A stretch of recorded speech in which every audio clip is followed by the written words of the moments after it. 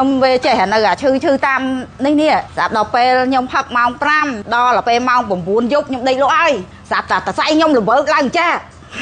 ល្វើកឡើងថាខ្ញុំភ្ញាក់ពីដេកហ្មងណាដល់ទៅខ្ញុំព្យាយាមផឹករហូតគាត់ឲ្យមកទៅខ្ញុំទិញគេថែមើលទៅផឹករហូតទៅសប្ងៃហ្នឹងចាបានស្រួលបានដើរអីធម្មតាធ្វើការធ្វើងារអីបាន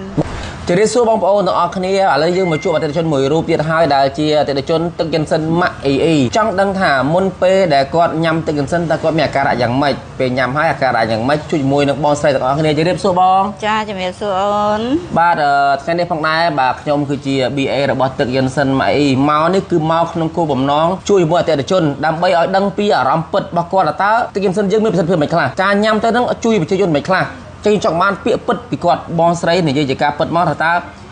ពេលដែលបងមុនញ៉ាំទឹកកន្សិនម៉ាក់អ៊ីបងមានអាការៈយ៉ាងម៉េចក្នុងខ្លួនពេលមុនដំបូងខ្ញុំដើររួចទេដើររួចទេបាទចាដើររួចទេហើយទៅបានពូចាងីគាត់ឲ្យមកខ្ញុំបានផឹកមកកញ្ចប់ដំបូងតាណាដល់តែពេលទី2ទៅធូរបានដើរហើយបានដើរបានតិចដល់តែពេលទី3ខ្ញុំស្រកហើមអស់ហើយ3ថ្ងៃហ្នឹងស្រកហើមអ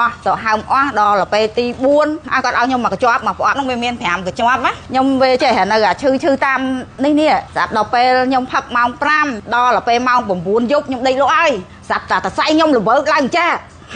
ល្វើកឡើងថាខ្ញុំភ្ញាក់ពីដេកហ្មងណាដល់ទៅខ្ញុំព្យាយាមផឹករហូតគាត់ឲ្យមកទៅខ្ញុំទិញគេថែមើលទៅផឹករហូតទៅសប្ងៃហ្នឹងចាបានស្រួលបានដើរអីធម្មតាធ្វើការធ្វើងារអីបានបងប្អូនអរគ្នាបាទនេះគឺជាព័ត៌មានពិតដែលបងស្រីដែលជាអ្នកមានបញ្ហាសុខភាពពិតប្រាកដបាទគាត់ថាគាត់ដើររួចទេបន្ទាប់មកពេលគាត់ពិសាមិនម្ដងណាមកឈុត2ឈុត3ឈុត4ឈុតបាទទេតែ2ឯង2ឈុតចាហើយទៅដល់ពេល4ដងហ្នឹង4ដងអីគេ4ដងហ្នឹង4កញ្ចប់ឯងអូ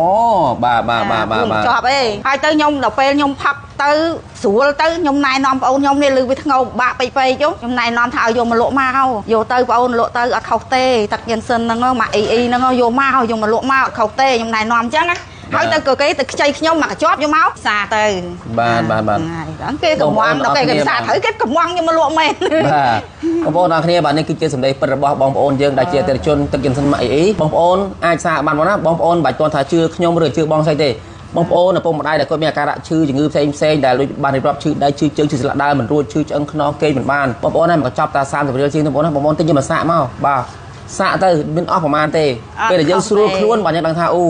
លុយប៉ុណ្ណឹងធ្វើឲ្យយើងគេលក់ស្រួលហូបបានធ្វើឲ្យយើងអាយុយឺនយូរសុខភាពល្អគឺបងប្អូននឹងចាប់ផ្ដើមថាអាចនឹងទិញយកមកលក់ដោយបងប្អូនស្រីមិនអញ្ចឹងបាទអរគុណបងស្រីអរគុណច្រើនបាទតោះយើងទៅជួបអតិថិជនបន្តទៀតបាទជំរាបលាបងប្អូន